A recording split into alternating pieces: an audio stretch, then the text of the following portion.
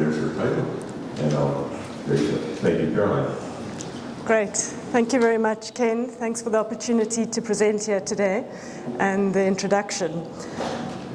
I'm actually quite excited to be presenting a genus within the Proteaceae family, which stands apart from some of the other genera we know so well.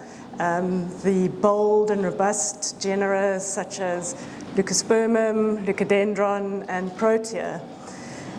Serruria is delicate, and its lace-like flowers are deceptively resilient, making it a really strong contender in the cut flower market. Serruria is a relatively new addition to the Future Fynbos basket of products, but it is rapidly gaining interest, not only in South Africa, but internationally as well. Today, I'm going to introduce to you a number of new cultivars that are distinct in appearance and flowering behavior. So Serruria, or more commonly known as blushing brides, have been grown in South Africa for a number of years. And what's quite exceptional is that in the last 5 years, we've seen growth of 45% in this genus. In 2024, the Serruria accounted for 6% of the production of cut flower Proteaceae exported from South Africa. And traditionally and historically, the very narrow flowering window has limited the extent of plantings, and so this has maintained the product as a very niche product group. And prior to 2022, there were only 2 varieties that were named on the Dutch flower auction, Serruria Florida and Sugar and Spice. Cultivars such as Pretty in Pink and Superb Blush that were released by Protea Flora and that are now managed by South Africa, Future Fynbos in South Africa, have added to the basket of products. And of course, there are new hybrids that are being developed and released, making this Serruria a more interesting cultivar in the cultivar group in the market. Oh, I have to remember to do this.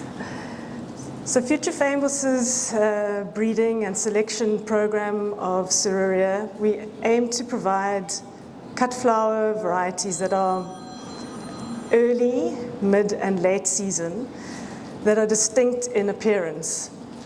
And we are looking to provide the growers with vigorous cultivars that readily form high average flower counts and have a long natural flowering period. And this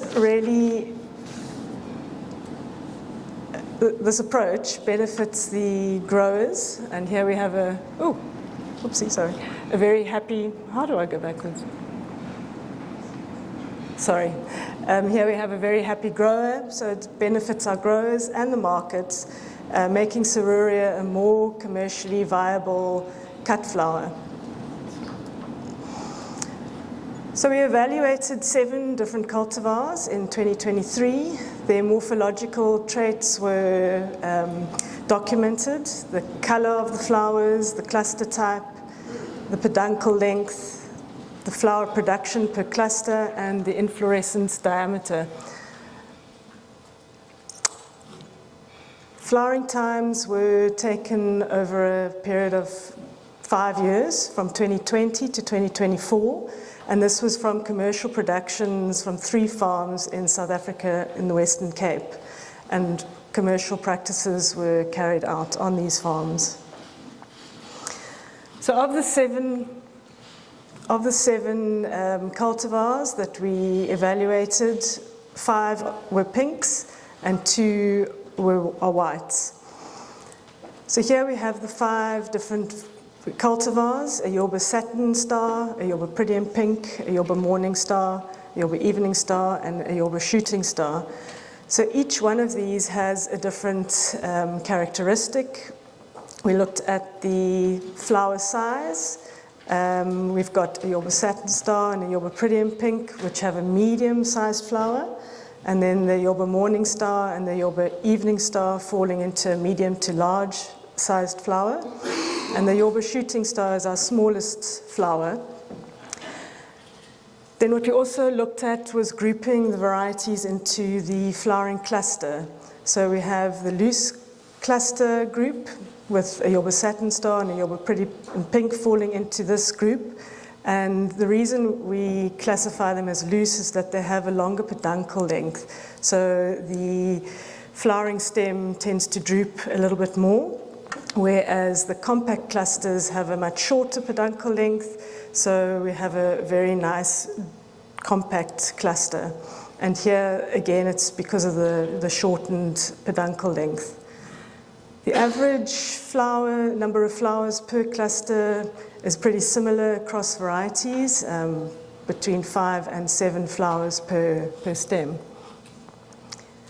If we look at the white Serruria, we've got limited varieties here. The Yoba Ice Star, it's a medium-sized flower with a loose cluster type, so again it droops a little bit, and this is because of the peduncle length of 45-46 millimeters, and it has a flower cluster of 6 flowers per stem. A Yoba Bridal Star, although we've classified it in the white grouping, the bud is quite white before it opens. Once it opens, there is a little bit of a pink tinge, but it's still more white than pink. It's a medium to large flower and is classified as a compact cluster type because of the peduncle length, which is less than 40 millimeters. And again, here we have an average flower count of 6 flowers per stem.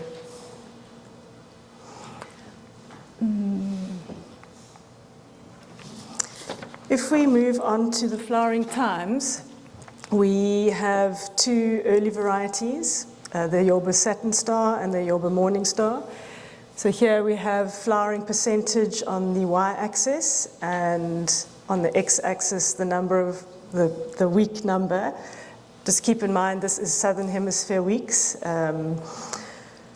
So we've got divided into early, mid-season and late season. Early season from about week 19 to 26, mid-season 27 to week 35, and then late season 35 to 40. This corresponds really with the start of our winter period, so early season May, June, mid-season July, August, which is midwinter in South Africa, and then September week 35 to 40, going into October. So the Yoba Satin Star is our earliest variety, starting out in week 21 and extending through into the mid-season. But the main production of this variety is early season, from week 21 to 25, when they're good volumes. A Yoba Morning Star is also an early one, starting in week 21 and going through to week 33. Good production early season, but going into mid-season as well.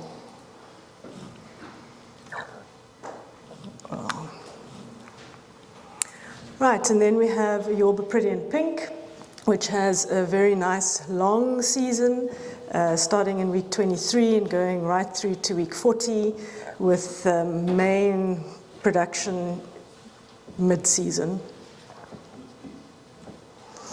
Then the 2 late varieties. We have the Yoba Evening Star and the Yoba Shooting Star. The Yoba Evening Star starting in week 28 in good volumes, going through to week 40. And then a Yoba Shooting Star starting from week 27 and also going through to week 40.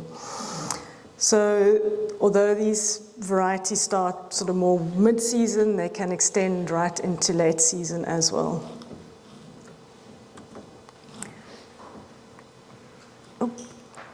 Oh dear, sorry, I clicked too soon. Okay. Right, so then we've got the 2 white varieties, a Yoba Ice Star, and the Yorba bridal star, a Yorba ice star with a very long flowering window, starting early season and going right through to the late season, and a Yorba bridal star following on a little bit later in week 24, going to week 40. So both these varieties we have over a very long period of time, and mainly in the mid-season is when we have good balance of both varieties. So in order to have consistency in supply over as long a period as possible of a certain product type, we have divided the varieties into groups. So with the pink varieties, we've got the medium flower size compact cluster group, and this is made up of the Yorba Morningstar, which starts early season, followed on by a Yorba Evening Star, which is also a medium flower compact cluster type. Then in the medium flower loose cluster type, we've start the season with the Yorba Satin Star, and then it's followed on by a Yorba Pretty in Pink, which is medium, mid-season to late season.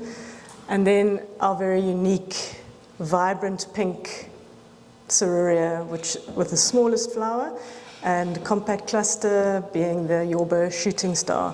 And this starts mid-season and goes right into the late season. The two whites, slightly different, the Yorba Bridal Star with the medium flower compact cluster, and the Yorba Ice Star with the medium flower loose cluster. And again, if you think back to the flowering time, these two are available for a very long period of time.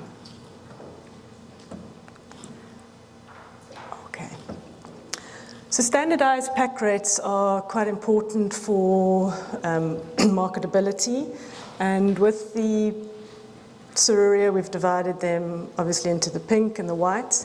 The pinks have a much higher bloom count compared to the white Serrurias.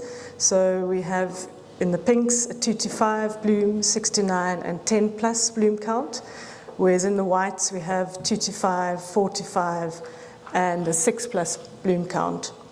For the higher bloom counts, we are bunching the product 5 stems in a bunch, whereas with the lower bloom counts, they are bunched 10 stems in a bunch.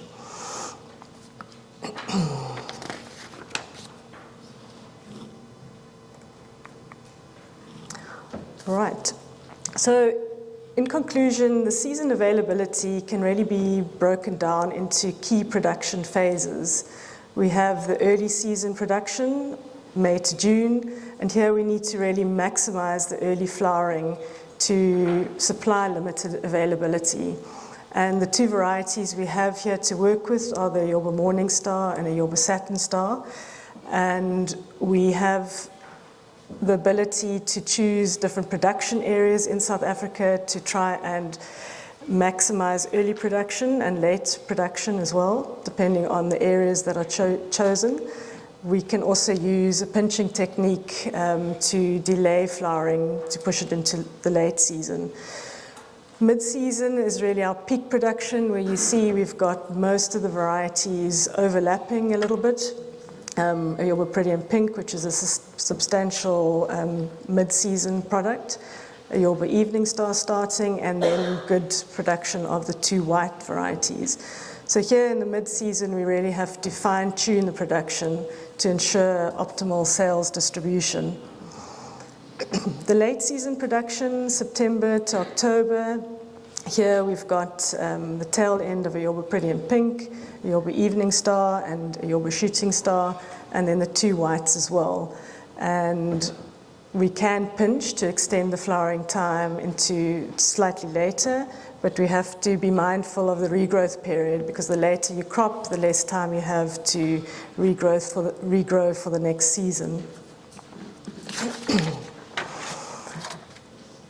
So what we're doing at Future Famous is to really ensure the consistency of a certain product type and grouping over as long a period as possible. And this we can do with the different varieties, understanding their flowering times and manipulating them accordingly. So all that's left to say is thank you very much.